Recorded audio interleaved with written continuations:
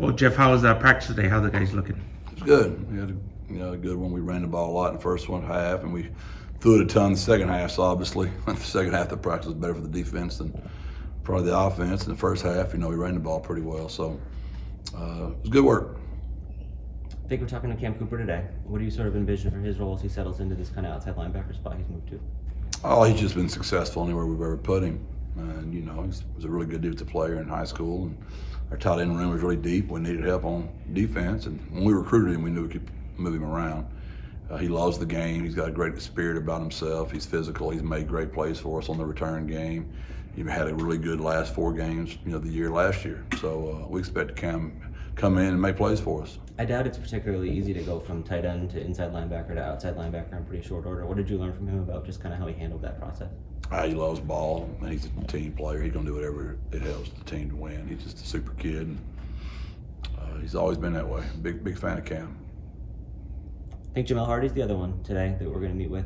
What's sort of your expectations for him based on some of the flashes we started to see last season? I will say both of those kids, are high school recruits that have come to the program and been developed and all those kind of things. We take great pride in that and how many of those kids have done that since we've been here.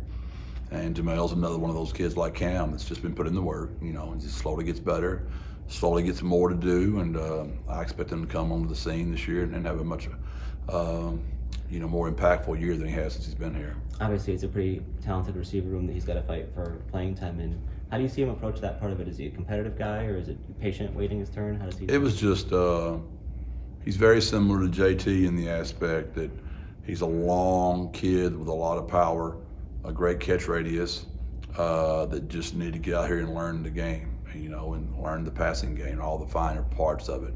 And I'm not saying he's going to have the career of JT. That's unfair, but he's JT-like when it comes to a player comparison and where they are at this point in their career. And we saw little blinks of JT at a young age, making some plays, and you've seen blinks of Jamal. And I think JT's been very good for Jamal, just a role model and being in the room. And I can't brag enough about JT Clark that he's had nothing but bad news for the last 2.5 years, and he's still out there with the play sheet, coaching those kids every freaking snap. He's a true blessing for all of us in our program. How is JT doing this spring? Is he going to get involved in some stuff, or what's his status? No, he had he had to have a major surgery at the end of the year, so those things are usually 10 to 12 months. So, not to mention he's still coming off the other surgery from the other leg. So, no, he's not. He's been a huge asset as far as his presence and coaching our kids, but it's just been rehab and trying to get JT right.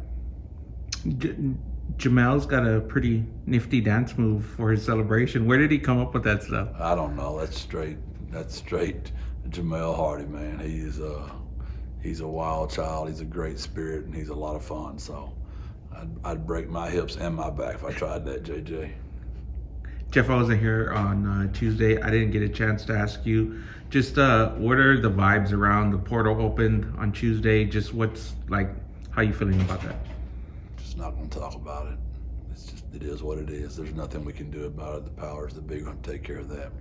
We're in it. We got to figure it out. Coach, before letting you go, it was announced this morning, Lee Corso retiring after 38 years, I think, of picking mascots on college game day and stuff. I know he hasn't put on Rowdy's mascot head yet, but just what can you say about Lee Corso and what he's given to college football? Yeah, people really forget how great of a coach he was. He had a really great coaching career, and so he's very respected in that aspect. And then he's just a really witty, funny, good human that brought so much joy to all of us. And obviously, when I was a high school football coach, I got to watch him a whole lot more. I haven't got to watch Lee very much the last 11 years because I'm pretty busy on Saturdays now. But I do remember when I was in the other world where I could do that, and I wasn't going to miss that show. And I still see highlights, some of the crazy things they've done. But I don't get to watch it like I used to. But yeah, he affected and influenced a lot of people for the better. Jeffrey, go ahead. Well, just dovetailing off that real quick, who do you see maybe carrying on that mantle of Lee Corso picking the headgear? Is that going to be Coach Saban's realm, you think? No, there's not a chance in heck Nick Saban would ever do that. In my opinion, I don't ever want to say anything, but you asked the question. I don't know. It's interesting. It'll be interesting to see how they do that, how they transition there. It might have been, so unique. Who knows how they'll do that? I don't know. Jeff, we've talked a couple of times about how you guys delayed spring to put more focus on the strength and conditioning part. Where is Owen McCown in that process? How have you kind of seen him develop physically just from the end of last year to now? Yeah, I know he's carrying, he's been steadily around 188, 186, 185, somewhere in that range. So he's put on 7 to 8.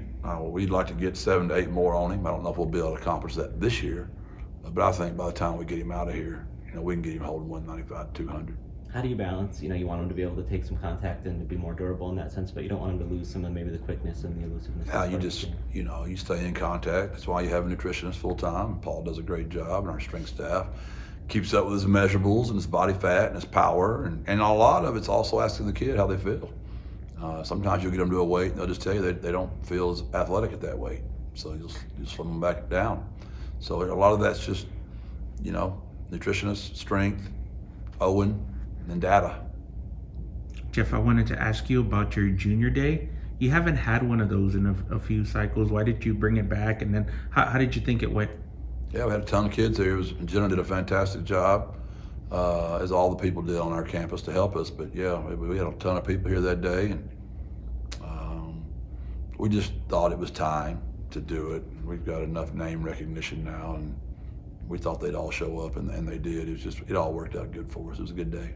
Kyle was telling us you guys aren't practicing this weekend. It's Holy Week, Easter weekend. I guess, what does that mean to you, and why is it important to get the guys out of here for that? Yeah, we've never ever done that. I always find that, to each his own, right? But I know when we recruit these kids, and there's a certain element that those parents and grandparents want for their children. And,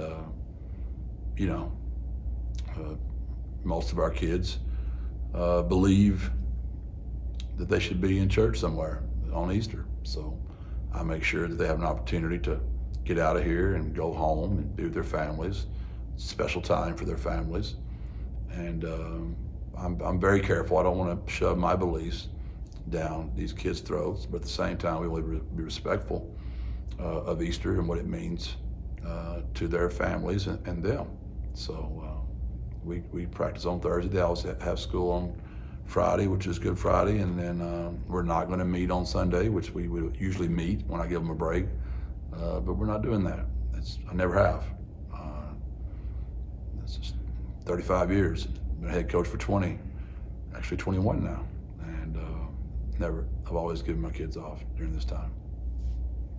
All right, Jeff. Thank Appreciate you. you. Thanks.